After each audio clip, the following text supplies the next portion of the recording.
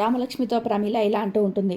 నువ్వు పరీక్షలు రాయటం మాకంతా ముఖ్యం కాదమ్మా అని అనేస్తుంది. అలా అనేసరికి రామలక్ష్మి అంటుంది, నాకు ముఖ్యమే, నాకు చాలా ఇంపార్టెంట్ అని అంటుంది రామలక్ష్మి. అలా అనేసరికి ఇక అప్పుడే రఘురామ్ ఇలా అంటూ ఉంటాడు. చూడమ్మా రామలక్ష్మి, మీ అత్తయ్య మొదటిసారి అడుగుతున్నారు కాబట్టి, ఇక చుట్టాలంతా వచ్చున్నారు కాబట్టి నువ్వు వెళ్ళిరా అమ్మ, ఏమీ కాదు అని అంటూ అడుగుతూ ఉంటాడు రఘురామ్. అలా అనేసరికి రామలక్ష్మి అలా బాధగా చూస్తూ ఉంటుంది. ఇక ఏమీ కాదు, ఇంకేమీ ఆలోచించకు, తను అంతలా బతిమిలాడుతుంది కాబట్టి అడుగుతున్నందుకు అయినా నువ్వు వెళ్ళమ్మా అని అంటూ రఘురామ్ చెప్తాడు. ఆ మాట వినేసరికి రామలక్ష్మికి ఏం చేయాలో అర్థం కాదు. ఇక అప్పుడే ఛాయ అలా పాట పాడుకుంటూ వస్తూ ఉంటుంది. ఛాయ వచ్చేసరికి ఇక వెంటనే అలా వాళ్ళందరినీ చూసి ఆగిపోయి, మీరేదో ముఖ్యమైన విషయం మాట్లాడుతున్నట్టున్నారు, నేను మళ్ళీ వస్తాను అనేసి ఛాయ అనేసి అక్కడికి వెళ్ళిపోతూ ఉంటుంది. అలా వెళ్ళిపోతే ఇక అప్పుడు పద్మ ఇలా పిలుస్తూ ఉంటుంది. ఇక నువ్వు వినకుండా ఉండడంతా ఇంపార్టెంట్, వేరే విషయాలు ఏవి లేవుగా, రా అని అంటూ పద్మ అంటుంది. అలా అనేసరికి ఇక అప్పుడే ఛాయ అలా నిలబడి దగ్గరికి వస్తూ ఉంటుంది. అప్పుడు రామలక్ష్మి, సరే నాన్న, మీరు చెప్పినట్టుగానే వెళ్తాను, కానీ నాతో పాటు ఛాయని తీసుకెళ్తాను అంటే అప్పుడు ప్రమీల అంటుంది, నీతో పాటు ఎందుకమ్మా, నీకు బోరు కొడితే అక్కడ మాట్లాడటానికి ప్రశాంత్ ఉన్నాడు కదా అంటే, లేదు, నేను ప్రశాంత్ని కాదు, నాకు ఒంటరిగా రావాలి అంటే చాలా భయంగా ఉంటుంది, నేను తనతో వస్తాను, తన నా ఫ్రెండ్ కదా, తను ఉంటే నేను కొంచెం కంఫర్ట్గా ఉంటాను అని రామలక్ష్మి అంటుంది.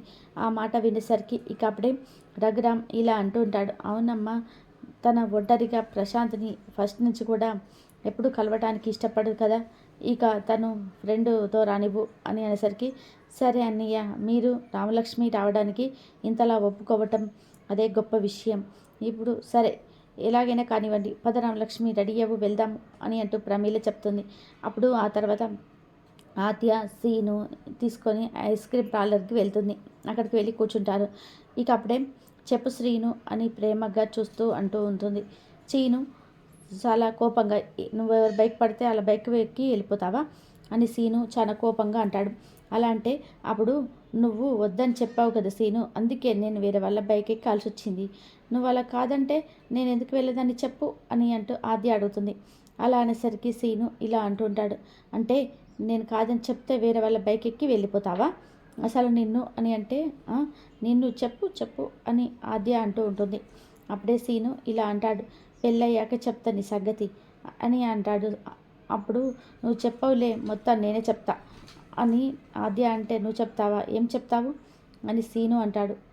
నేనంటే ఆటలుగా ఉంది కదా నీకు అని సీను అంటే, అప్పుడు ఆద్య అంటుంది, లేదు సీను, నువ్వంటే ఆటలుగా ఎందుకు ఉంటుంది, నువ్వంటే నాకు చాలా ఇష్టం కదా అని అంటే, ఇక ఏం చెప్తావు, పెళ్ళయ్యాక చెప్తానన్నావు, నేనే కదా నీకు చెప్తా, నువ్వేంటి నాకు చెప్పేది అని సీను అంటే, అప్పుడు ఆద్య అంటుంది, చూడు నేను ఎలా ఆడుకుంటాను పెళ్ళయ్యాక అని అంటే, ఏం చేస్తావేంటి అని సీను అంటే, అలుగుతాను, ఇంక అన్నం తినను అని ఆద్య ఇలా చిన్న పిల్లలాగా మంచిగా మాట్లాడుతూ చెప్తూ ఉంటుంది. ఆ మాటలు వింటూ సీను అలా సీరియస్గా చూస్తుంటాడు.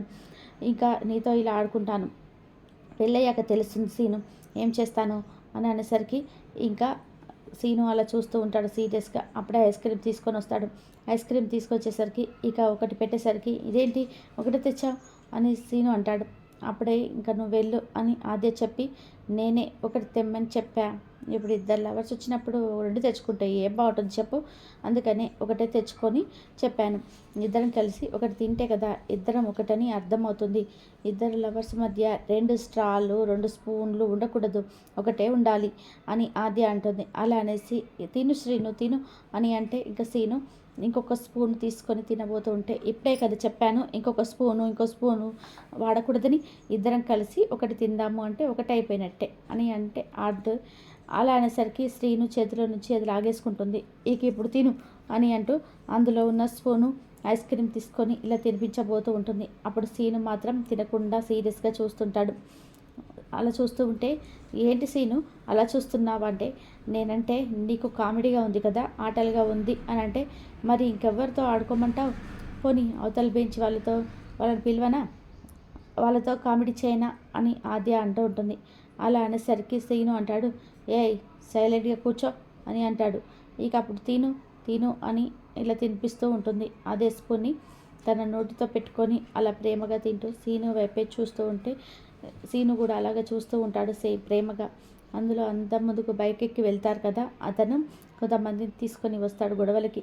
ఇక అప్పుడే వీడే అని చెప్తూ ఉంటాడు. ఏంట్రా మా వాడి మీద చేయి చేసుకుంటావా, వాడి లవర్ని తీసుకొని నువ్వు వచ్చేస్తావా అని అంటే, ఏం మాట్లాడుతున్నారు మీరు, అరే ఏంట్రా పైకొస్తున్నావు అని సీను అని మళ్ళీ మీకి లేస్తాడు. అప్పుడే మా వాడి లవర్ని మీరు తీసుకొచ్చారంట అని అంటే, అప్పుడు ఆద్య ఉండండి కూల్ అని అంటూ ఇలా అతన్ని కూల్ చేస్తూ ఇలా అంటూ ఉంటుంది. మీరేంటి గొడవకు వచ్చారు, మేమిద్దరం లవర్స్ అని అంటూ ఆద్య చెప్తుంది.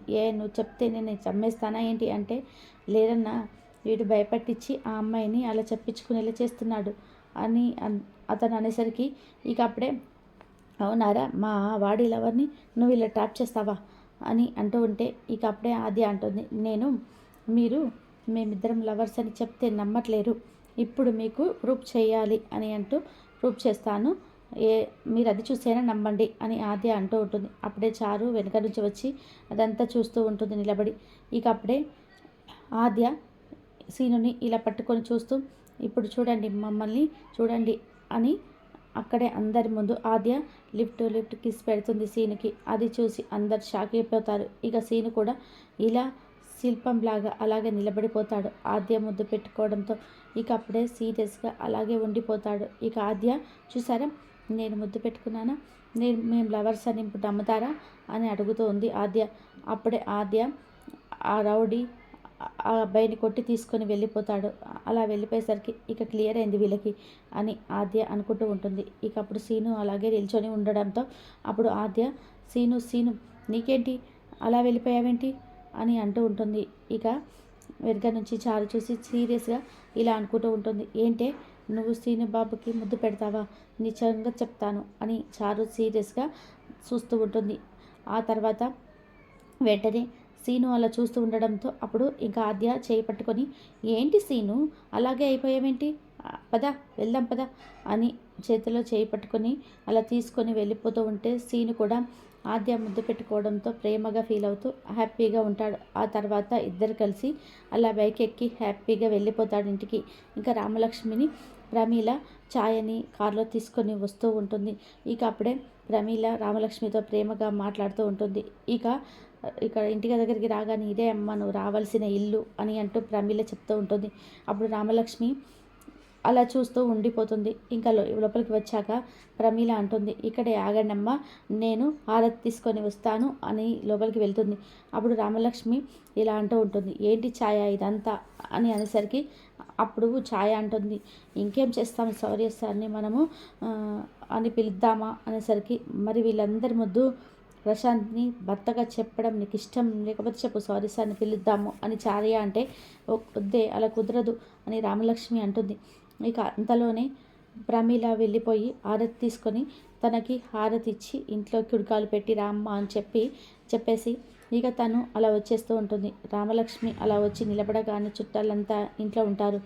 ఇంకా అప్పుడు చెప్తూ ఉంటుంది ప్రమీల, తిను మా ఇంటి మహాలక్ష్మి అని చెప్తూ నా ఇంటి కోడలు అని అంటూ ప్రమీల చెప్తుంది. అలా చెప్పేసరికి అందరు అలా చూస్తూ ఉంటారు, ఇలా అంటూ ఉంటారు, పొగడేస్తూ ఉంటారు రామలక్ష్మిని చూసి.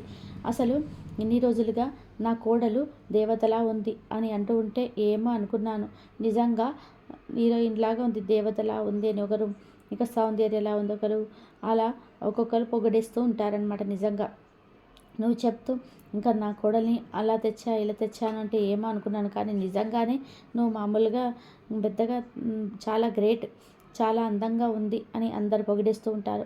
అంతలో ప్రశాంత్ అక్కడికి వస్తాడు. హాయ్ రామలక్ష్మి అని అంటాడు ప్రశాంత్. అలానేసరికి రామలక్ష్మి ఏమీ మాట్లాడకుండా చూస్తూ ఉంటుంది. అప్పుడే ప్రమీల వెళ్ళి ప్రశాంత్ని నువ్వు ఇలారా అని పక్కకి తీసుకెళ్తుంది. ఇక అప్పుడే ఇక్కడేమో శౌర్య దగ్గరికి వాళ్ళ నాన్న వచ్చి మాట్లాడుతూ ఉంటాడు.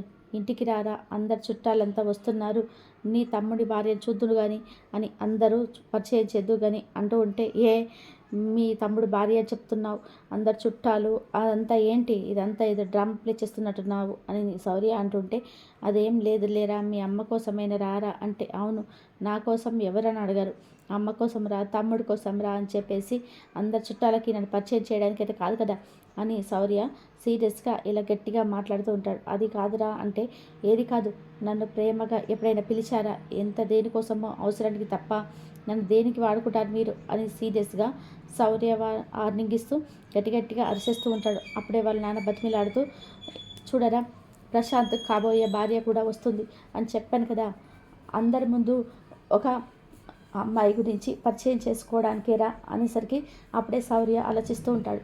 ఆ అమ్మాయికి ఎంత ముందుకో వాడు గొడవ చేశాడు కదా, ఇప్పుడు ఆ అమ్మాయికి నాకు ఏ సంబంధం లేదని ఒక క్లారిటీ ఇస్తే అయిపోతుంది కదా అని అంటే, సరే వస్తాను అని అంటూ శౌర్య చెప్పగానే వాళ్ళ నాన్న చాలా సంతోషంగా ఒప్పుకున్నందుకు అని అంటాడు.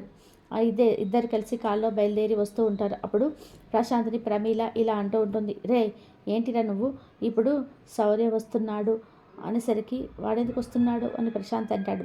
అలా అనేసరికి నువ్వే కదరా అన్నావు వాడి మీద డౌట్ ఉందని. ఇప్పుడు రామలక్ష్మిని వాడిని ఎదురెదురుగా చూసాబట్టే ఇక అప్పుడు రామలక్ష్మికి వాడికి ఏ సంబంధం లేదని తేలిపోతుంది కదా, అప్పుడే కానీ నీకు క్లియర్ కాదు కదా అందుకని ఇప్పుడు శౌర్యని పిలిపిస్తున్నా అని అంటూ అప్పుడైనా నీ డౌట్ పోతుంది కదా అని.